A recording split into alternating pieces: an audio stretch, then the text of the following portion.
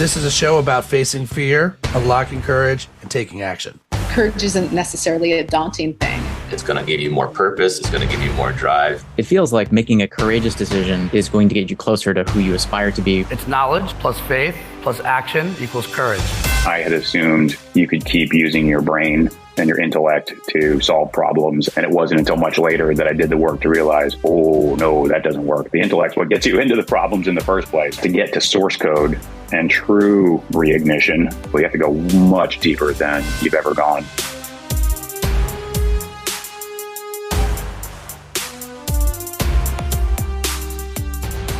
The amount of times I've said the term "the resets you free" is not small. And listeners, if you're like, wait, what did he say? No, you actually heard that correctly. Like, I believe the re sets you free. And the re might be rethinking your tomorrow. The re might be regalvanizing a team. It might be re-energizing yourself. And what I think I know, because you never know, but what I think I know is like many companies are very good. If we know them, they've been very good at figuring out a business model, and they squeeze that sponge for all it's worth.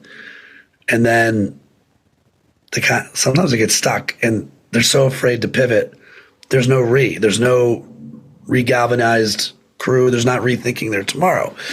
And then I run into my guest today, Dave Hersh, and Dave's got a book that's out called Reignition. And I don't think it's totally connected to the journey of a corporation, maybe the leader of the corporation. But I'm going to stop talking. I'm going to pass it over to you, Dave. First of all, what's up, man? How's the new house? Thanks so much. It's good. I rehoused. Rehoused.com. Yeah. Well, where was your old house, and how did you get unstuck from that house to this new house? Yeah, I guess in the realm of creative destruction, I did a lot of that in my life. I think I had, like a lot of the companies that I work with, gotten into a life pattern that was keeping me stuck in an eddy and not flowing down the river I wanted to flow down. And that eddy was one of identity. I had this identity of perfect dad and perfect husband and just trying to hold everything together for the kids. And as they got older and were kind of leaving the nest, the real me started to come out and recognize that I was kind of stuck in a lot of old patterns that shouldn't be there. Yeah. And so there was a life change that included, an amicable but hard separation and divorce, and then moving, and then shifting my career, becoming an empty nester, all the kind of elements of, the reigniting myself, I guess. And that was when the book came out too. And so I don't think it was, totally an accident that, this idea of creative destruction and how important that is to our joy, to our flourishing, to our happiness, and ultimately to, the successful companies that I work with, and understanding the art of the I guess, which is how you're setting the stage here. Well, so Dave Hersh, the one who sits before me, is a startup. Is that accurate? Yeah, I guess I am my own startup in a lot of ways. Yeah. I've always been obsessed with it. And as you think about this new startup, and again, for those of you, usually someone listens to, they've read the blurb, so they're very aware of like the world that you've lived in. You've been an entrepreneur pretty much your whole. Did you come straight out of college, like straight into the scene? Yeah, I started when I was 12 years old. I used to buy ninja weapons out of the back of the magazines that were like wholesale ninja weapons, and I would sell them to the neighborhood kids at a very steep markup. So my entrepreneurial career started in the mid 80s as a small arms dealer, basically, and kind of took off from there. Man, you would have cleaned up in my neighborhood, and I think my parents would be like, "Do not play with that David Hersh. Whatever you do." Yeah, I had like a whole setup in my room. I had, the Japanese flag and all these kind of like nunchucks and stars and everything laid out, and people would kind of come in, and it was like a whole store. It was crazy. All right, so when you're 12 and you're starting this, you're not thinking, "I'm an entrepreneur," although or are you? Or are you like, "Oh, I'm making some money. This is cool." Like, did you know back then it was in your DNA? I think so. I wouldn't know. I probably wouldn't have called it entrepreneurship, but there was a fierce desire to become part of the power structure. And ultimately, like a lot of things in our lives, that fierce egoic desire, to be seen, to be valued, to be loved, takes a lot of different forms, and it helps get us out of hard situations in childhood and helps us escape and become somebody in the world. But eventually those identities start to become really heavy baggage later. And in a lot of work that I do with startups, it is that desire to be identified with the company, to be seen as successful, that can cause its downfall. And that's a lot of the work that I support and coach founders on, is to really understand the limiting beliefs, the hidden voices, the egoic desires, the desire to be seen in the world, and how that subconsciously affects decisions that ultimately get the company on a track towards failure. Wow. So in some ways, I mean, I know we talked about the but it's almost like you got to go backwards before you even think about the Like, how much of your stuff, as you started to realize this about yourself and you're studying yourself, it's like rewind. I guess that's a There's a rewind. Did you feel, how are you able to do that when you're in it? It's very hard when you're in it. And I didn't know, and I didn't have a lot of resources when I was in it. We weren't having that conversation at the time. And so I was flying blind. And it was a very successful company in some ways, right? We grew to a couple $100 million and it went public. But it was also, a lesson in what can go wrong, because even though the company was very successful in the outside. So I explained this last week at a presentation I did that, like the book Good to Great, you look at, a company that has really successful trajectory, and then you look at a comparison company that was in the exact same space, same set of characteristics, but did not do well. And in our case, that was Atlassian, right? They were 2 guys, we were 3 guys, and doing the exact same thing for a while. And years later, when I kind of looked back at my company was called Jive. Yeah. And when I looked back at the trajectory, it was clear where that turn happened. And ultimately, even though the company went public, the team that came in after me kind of ran it for quarterly numbers, and it just kind of died on the public markets, and was sold off in parts to private equity firms. And I looked at Atlassian, which had kind of kept going and achieved a $50 billion valuation. And my own journey was one where I was really stressed. When I was in it, I was not having fun. In the early days I was, and then it was just like huge pressure from Sequoia, and just like the kind of typical thing that you go through. And then afterwards, I left right before it went public because I suffered a personal crisis, and, it was like, it couldn't be the public company CEO, and the board didn't handle it well. And, so it was a rough end to an otherwise magical trajectory. And then I was depressed, right? So I went from stressed to depressed. And as I started talking to a lot of other entrepreneurs out there, I realized this is a very similar pattern, right? They're either stressed, depressed, or trying to impress. And it was painful to watch them, right? That the thing that they thought they most wanted, that they were so, passionately geared their life around, when they got there, just made them sad because they no longer had the purpose that they had, right? And so I started going on this quest of, what's really the enlightened entrepreneurial journey? What's going on? And as I looked at my own journey and that path where Atlassian kind of went up and became this company, and we went on our path, it looked very different. So I replayed the tape and went back to the underlying decisions I made that caused those challenges. And that's what led to a lot of this work. Give me what year are we talking about that you started to have this sort of personal audit? Yeah. So Jive, I was there from 2001 to 2010. And then afterwards, I worked at Andreessen Horowitz for a while as a venture partner, a part-time partner. So I got to see the venture capital system from within. I worked in private equity along with a few firms, started doing my own buyouts and helping advise, invest, doing all the things that post-exit founders tend to do, but gradually just getting depressed and saying, I don't feel right about this. And that was around 2013 that I think I started going on this quest of, trying to figure out a more enlightened way of seeing this entrepreneurial journey for what it is, where success and joy can happen together. And not only that, if you're doing it from this enlightened place, the likelihood of success goes way up because you're much more connected to intuition and you're not making decisions that are burdened by your ego or insecurity. You're making the right decisions for the business.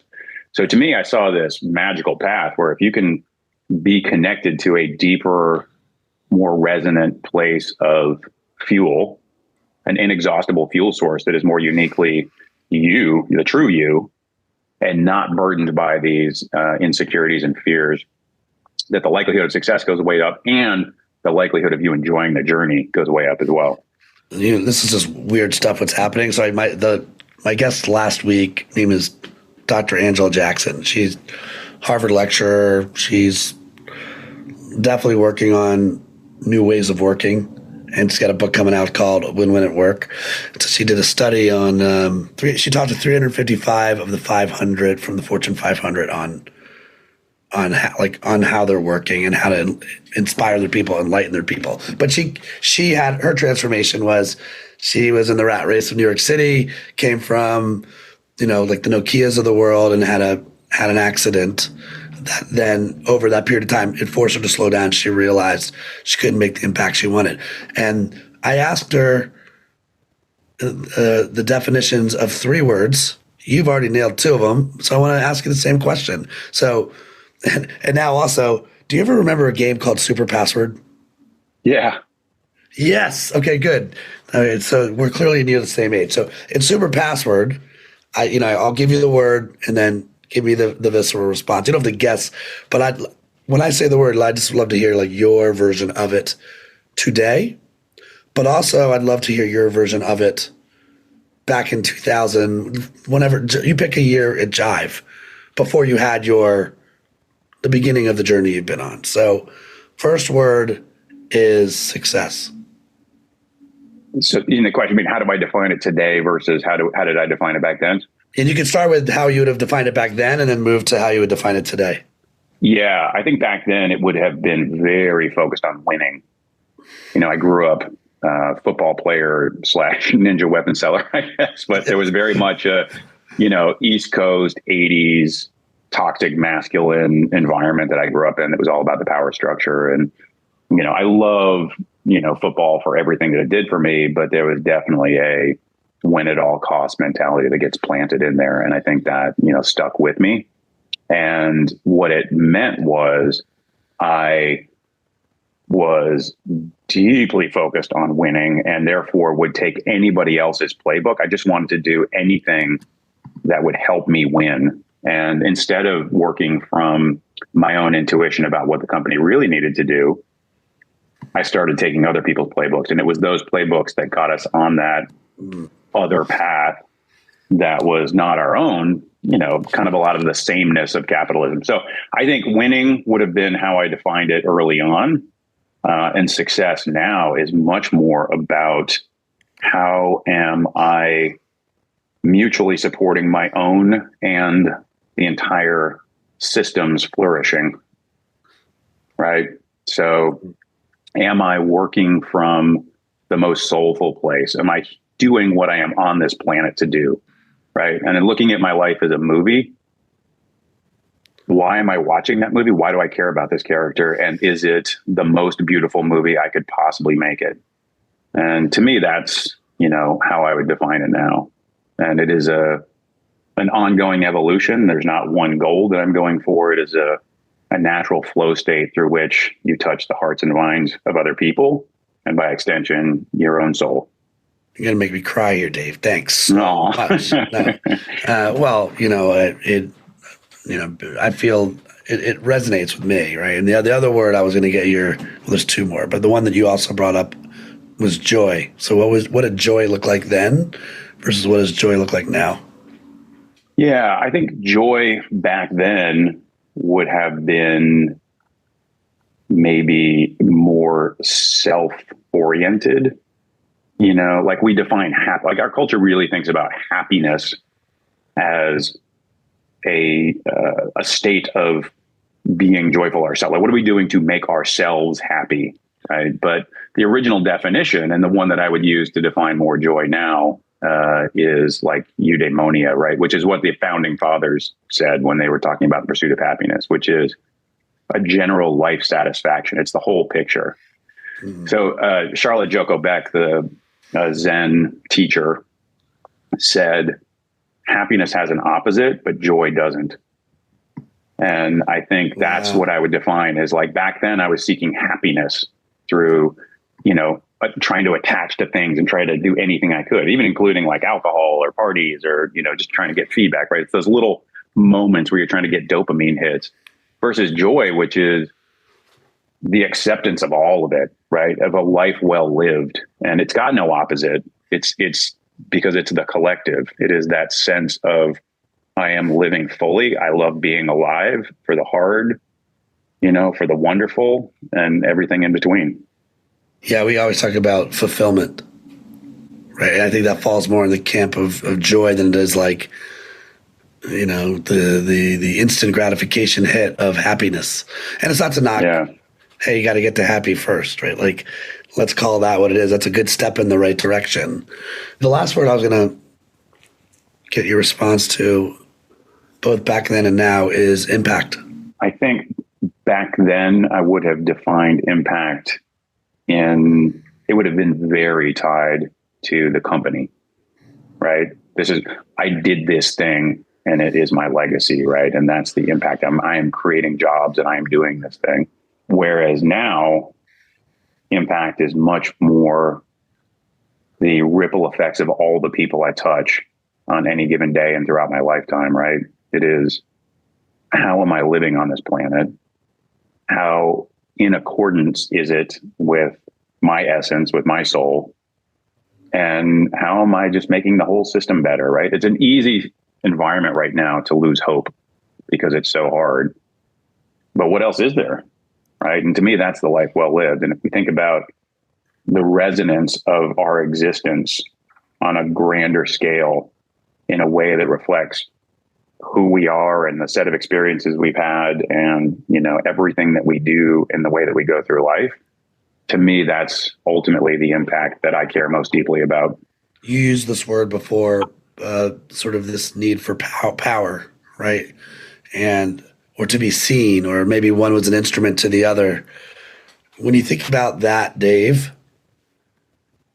let's say I got that other Dave on the line right now, and you were this Dave talking to that Dave. First in your head, how old do you see that other Dave? Where is that Dave living? And then let's say that Dave's like, okay, shit, this is really Dave from the future. What's the first thing you tell him? Let's say you only had 5 minutes on the phone with him. Go. With the Dave from the past? Yeah. Yeah. I love that the world of psychology is becoming more attuned to parts work. Meaning, there's a form of therapy called internal family systems, and there's a lot of other similar systems, which are all about understanding our parts.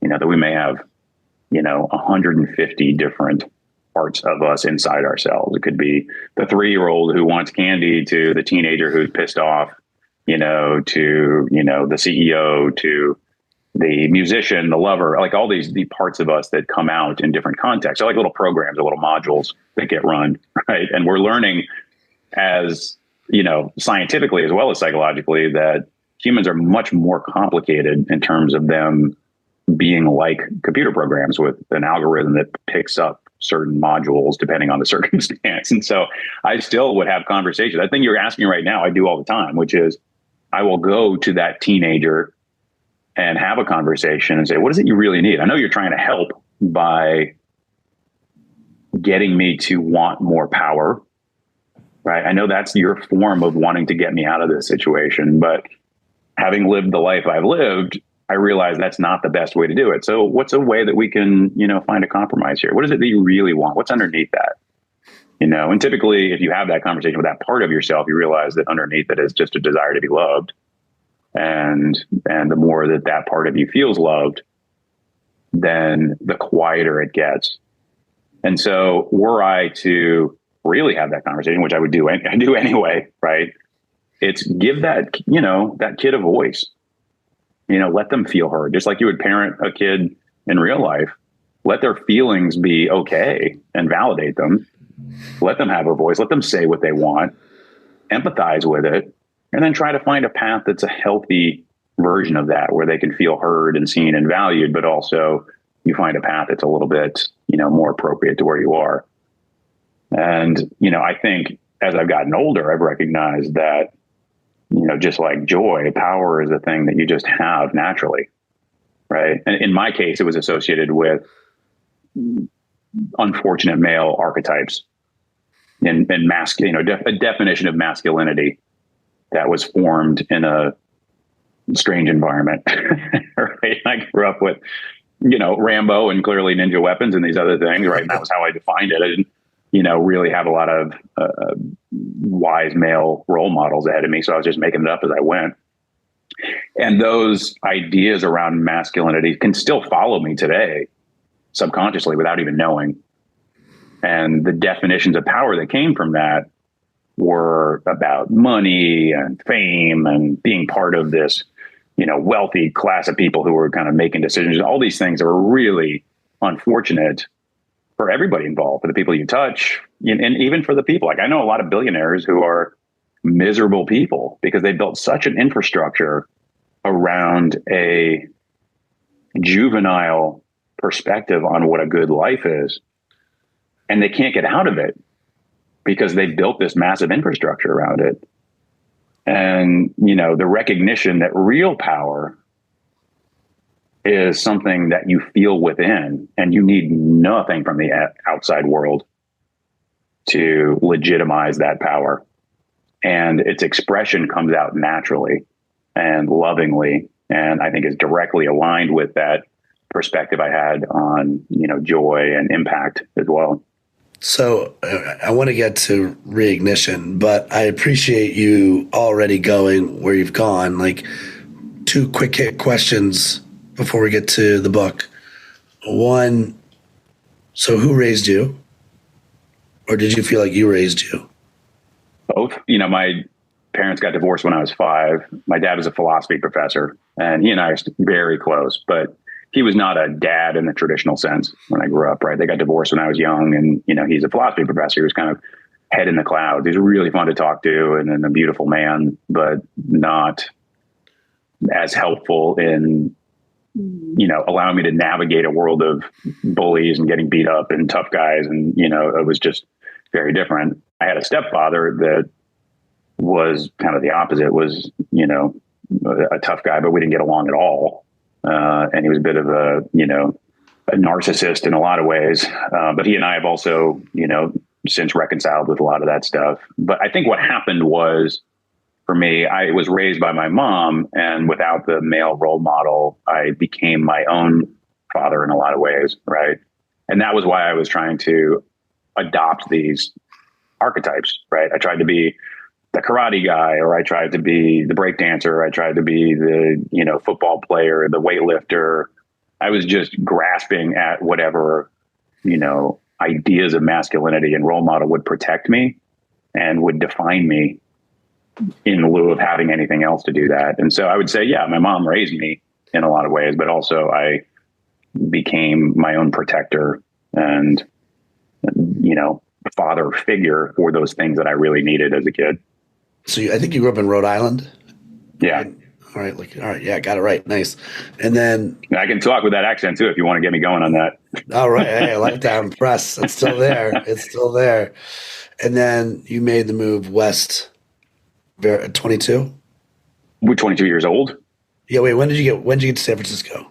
Yeah. Let's see. The first time I was here, maybe 25 to 29, and then came back when I was, let's call it 39, something like that, and been here for the last, bit of time. So when the period in between, how much work did you do on yourself? Like, did you feel that was a good, the protagonist of the story went away and you got yourself ready to come back as this new version of yourself? No, I think I just threw myself at work and family.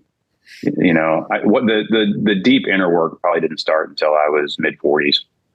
Okay. I'm 52 now.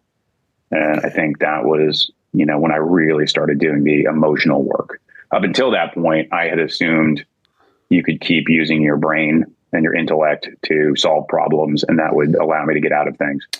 And it wasn't until much later that I did the work to realize, oh no, that doesn't work. The intellect's what gets you into the problems in the first place. It's not going to get you out. And it wasn't until I understood that to get to source code and true, reignition, you have to work at the emotional level and the somatic level. You have to go much deeper than you've ever gone.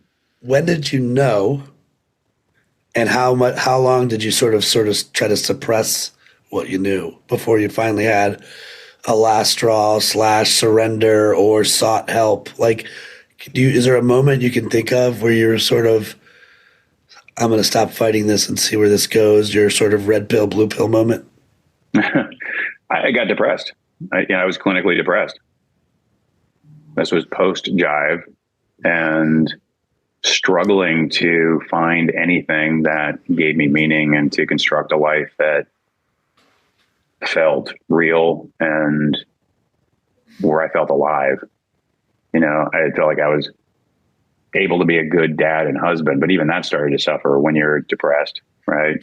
And so the gateway for me was a thing called the Hoffman process, the Hoffman Institute, which is a fairly popular program. It's been around for 45 years or something. It's a very well-honed process, and a lot of people around here especially, but I think, nationwide have gone through this now. It's very amazing process to kind of break people down and to reconnect at a deep emotional level and to kind of excavate your root structure to see how you really are a program, that you're a set of patterns based on the family that you came from and your childhood and your set of experiences, and how to reprogram a lot of those patterns in healthy ways. So that to me was the gateway and led to a lot of different modalities that supported me returning to self and to, I would call myself,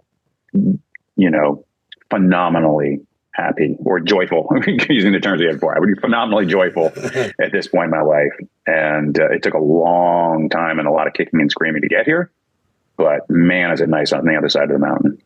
Well, also, I'm sure you recognize old version of you in so many of these leaders, right? Or entrepreneurs. And I do think you have to want to be helped. There's got to be a willingness to go on the journey, so to speak. When did you kind of know, okay, this can't just be a problem that I'm feeling. This has to be, you're recognizing this in other people. How soon after Hoffman, or was like, hey, it was Hoffman and a whole lot of other work before I kind of realized, it dawned on me that it brought me joy to help people with their inner work? I think over time you start to realize how all the ingredients of your life start to congeal into a purpose and a soul's mission and a reason why you're here. And a lot of the pain that you suffered in life becomes the gift you have to give later, assuming you've actually done the work. And in my case, what I saw was not, I'm going to go out and help entrepreneurs be more soulful. I'm going to go out and help entrepreneurs see that the path to success is one where you've done a lot of inner work so that you are the best steward for that company. And it's not going to be hamstrung by latent insecurities and fears and ego that is going to cause you to make bad decisions. So I go out and say, I'm going to help you build successful companies. That's what I'm going to do. Right? My company, if we had stayed on path, could have been a 20 billion plus company. Right? Instead, it got to, $1 billion and then kind of slowly died from there. Right? And I got to watch it last year and keep going to a 50 billion company. And we were doing the exact same thing. Right? Easily could have gone that direction. But my insecurities took a potentially $20, $30 billion company and turned it into an ultimate loser, even though it went public. And if you can see that, so I try to align and meet people where they are and say, I'm going to help you be more successful. However, my path to do that is one where you have to reconcile with some of your demons. You have to be able to confront your patterns that will, in an insidious way, cause you to make bad decisions, take bad actions, exhibit bad behavior.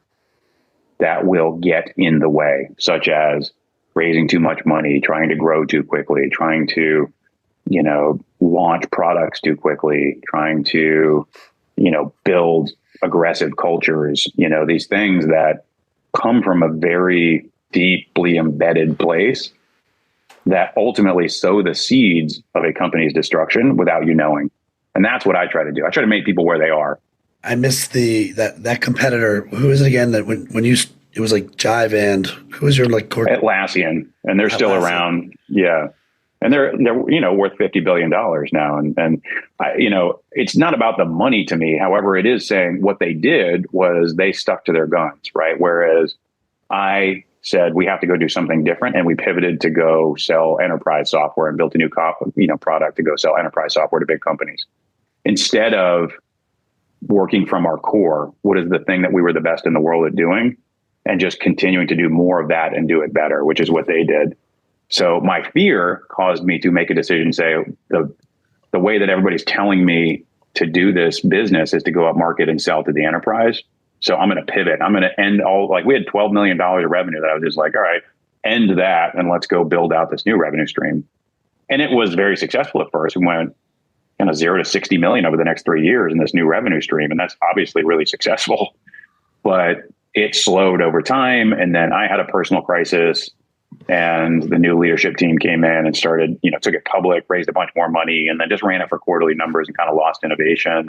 And I sowed the seeds of that ultimate destruction by pointing in that direction. And so as I replayed the tape and I went back to what happened leading up to that pivot, and I got to investigate the limiting beliefs that drove me to make those decisions, you can actually see how these patterns that we fall prey to and these kind of egoic identity issues cause you to make these decisions. So I would do things, I looked back and it was basically going back to that winning thing, right?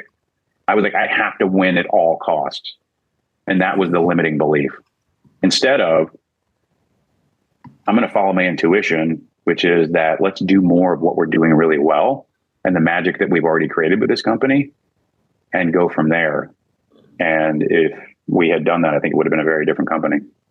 I can't have the word courageous on a backdrop behind me and not at least attempt to ask, when you said you had a personal crisis, because you brought it up, can you share what that was, or do you want to stay away from that? No, I mean, it was a marital crisis. It was I was on the road a lot. We had little kids at the time.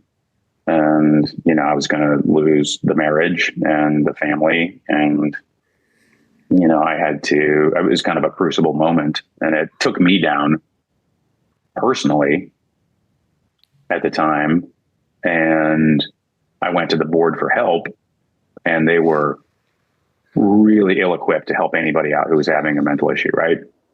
And this is something I work a lot with board members on now, is to say, don't do that. If you can keep a founder CEO in the position as long as possible and help them stay mentally fit for the role, that is the best chance at creating value in that company. In their case, they were like, they had no, emotional, work at all. They were just toxic masculine idiots who were just like, well, get out and we'll put somebody else in.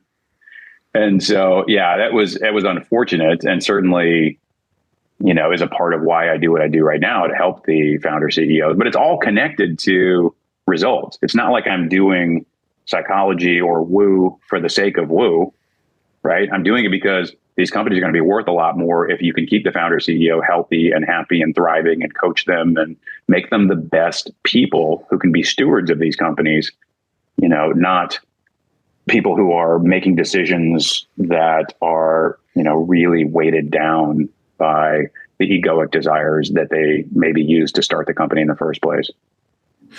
All right. Walk me through Reignition. Was that the book? Yeah.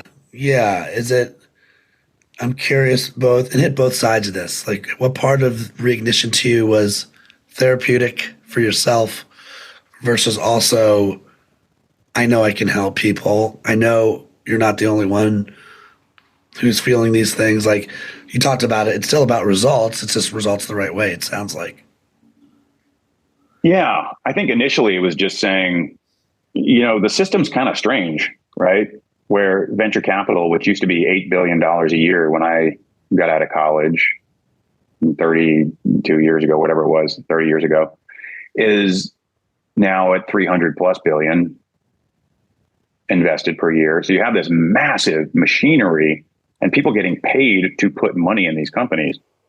And the entrepreneurs somehow equating raising money to success when in fact, oftentimes the opposite of true, right? So I just wanted I wanted the entrepreneurs to see the system for what it is and know that it's not that venture capital is bad. It can serve a very valuable purpose, but too much venture capital too soon in a company's trajectory and raised under false pretenses, meaning, hey, we're ready to scale this thing, when in reality, you need a lot more time to learn what the market pull is rather than to push product on the market. And that's what most companies were seeing. So I was just trying to shine a light to say, only 10% of venture-backed companies are successful, meaning they actually make a good return for the investors. And then for the investors, that's fine because their model is based on earning a good return on 10% of their companies being big blowout successes. But in almost 80% of the cases, you don't even make the money back that was invested, right? And in 95% of the cases, they fail to meet the expectations of the investment. And so I saw this and I looked at the founders believe they have an 82% likelihood of success, right? So there's a 10% chance. They believe they have an 82% chance. And I wrote the book for that chasm to say, know what you're getting into. Know while the whole system is not necessarily in your best interest, understand that your own mindset and psychology is often not in your own best interest. And here are the things that I do, having seen hundreds of stuck companies, have consulted them, bought some, turned them around, coached the CEOs. I've seen hundreds upon hundreds. Here are the things that you should do to avoid or recover from getting stuck. And that's really what the book was about. So it's about, why companies get stuck, both externally and then internally. And then what is my process for reigniting a company, for transforming it into a healthy, sustainable company, giving it a second act that is much more based on market realities and true sustainable growth rather than raise as much as you can and just go big or go home, right? Which is what a lot of the, companies try to do. I mean, that's not a small number, 10% to 82%. 82% think they're going to make it. Yeah. I mean, I'm all about optimism, but this is not a glass half full. This is a glass, 10% full. Right. So you got to know what you're getting into. And I think that just clarity on what really happens in the market. And if that's what you want, if you're swinging for the fence and, that's what you're going for, and great, more power to you, do that thing. But if, most entrepreneurs don't have a portfolio like the venture capitalists or even the private equity firms do, right? They have one company. So, it's like the M&M, you got one shot, one opportunity. What are you going to do? Right. And for you to go raise a bunch of money, like you're really setting a high bar for success. And so I say, raise money when it's irresponsible not to, when it's like really taking off and none of your people are really stretched thin and growth is happening so quickly and it's hard to keep up. And, that's the right thing to do. But, trying to raise to support some idea that you're going to grow in the future, there's going to be money out there. It's not that hard to raise given how much money there is on the sidelines wanting to invest. But I think coming in eyes wide open with what the practical realities of the trajectory really are and optimizing for true success and going leaner, longer, waiting for that pull of the market rather than, trying to raise early and push product on an unsuspecting market. That's how I coach a lot of the entrepreneurs. And a lot of the book is all the lessons learned and the process that I've run to support those transformations. I'm curious, if you were going to write a sequel, would you call it Reintuition? That's good. I like that. I don't know. Reignition is not really a word and gets auto-corrected to resignation, No, which is like the no. worst word you could have. Have an autocorrect to. Very short book. Yeah. And some people thought it was Reign Nation, like the reign of a king. And so I don't know, maybe that was a little too complicated, but I am working on a second book, which is about channeling human creativity and connection. So as AI and cheap infrastructure commoditize the tech stack, it's very hard to build a moat for companies. And the whole venture capital model, I think, is going to have to look very, very different, because the way you build companies is going to look very different. And so this is a book that is peering into successful companies 10 years from now through the lens of human connection and kind of reimagining a business as a system of human flourishing. And that the companies that actually have legitimate competitive advantage, that have a real moat, are going to be the ones that do it through the humans. So everything from, the way that we develop products through a deep understanding of the emotional landscape of the customers we're selling to the way that we recruit people and keep people happy inside their jobs and very productive, to the way that we tell our story through marketing and, build sales relationships and customer success and distribute wealth. All of that, I think, has to change pretty dramatically. And we're already seeing it. I already see it in a lot of the companies that I work with that just are losing their edge because it's so easy to compete now, technology-wise. So that's the book I am working on, but I do like the idea of doing one that really helps people understand intuition. We're learning a lot more about the power of intuition now, and I think you're going to see some really interesting stuff come out in the next 5 years on that front. Yeah, I wonder how often you intuitively, it was in there all the time, you just had to get it out, like bring it to the surface, right?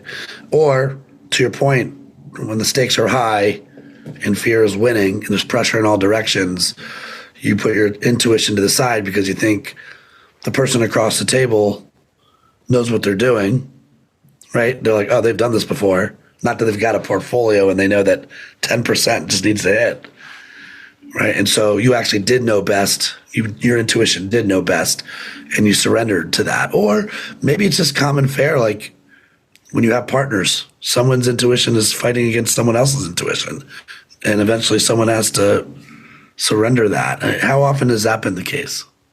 When you're really in intuition, it's almost like there are no decisions, right? Everything is clear. And I've been in states of body like that where you can just see everything for what it is.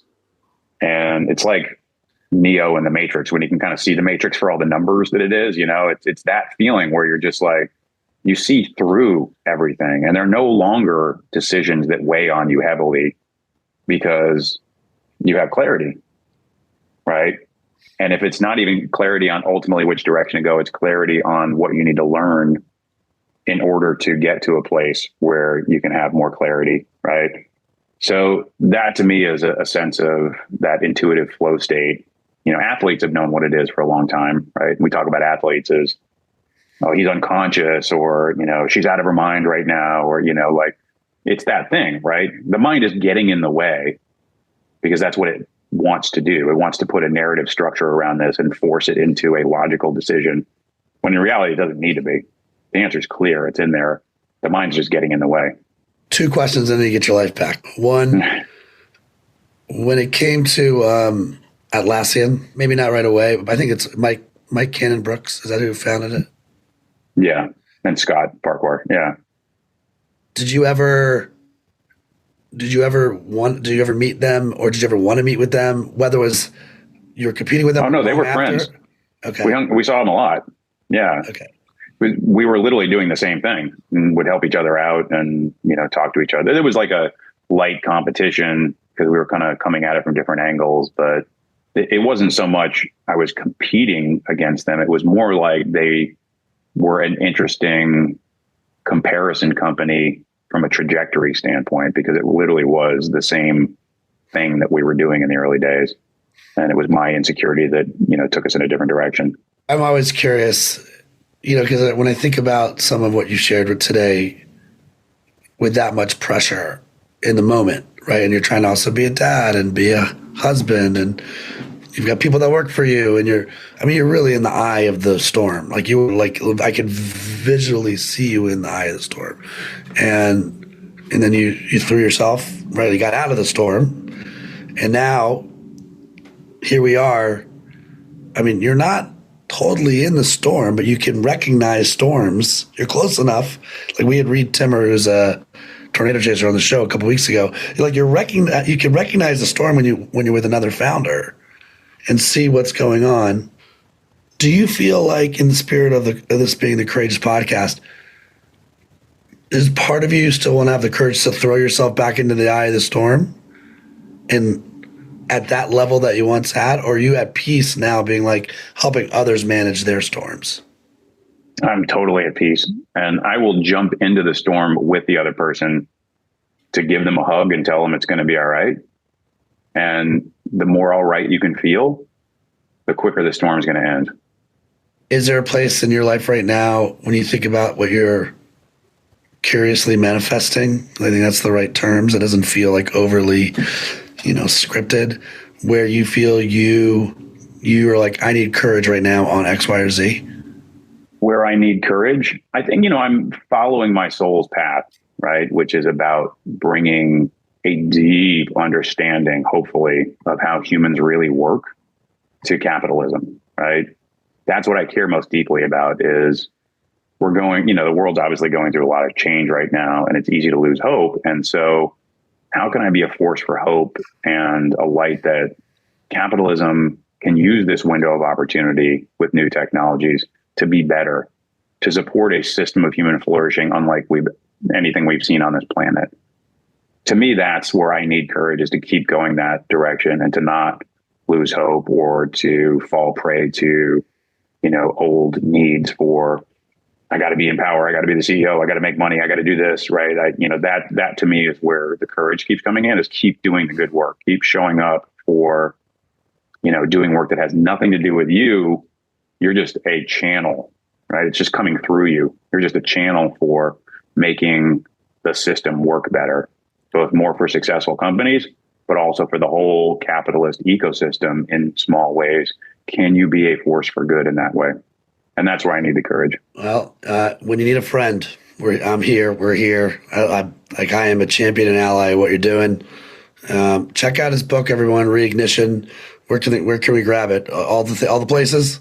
All the places, yeah. And I've got a newsletter that I do on the future of competitive advantage. So I give ideas for entrepreneurs on building competitive advantage through the people on my newsletter. So you go to davehersh.com, HERSH.com, and it's called 1 in 10,000. And it's all about the future of competitive advantage.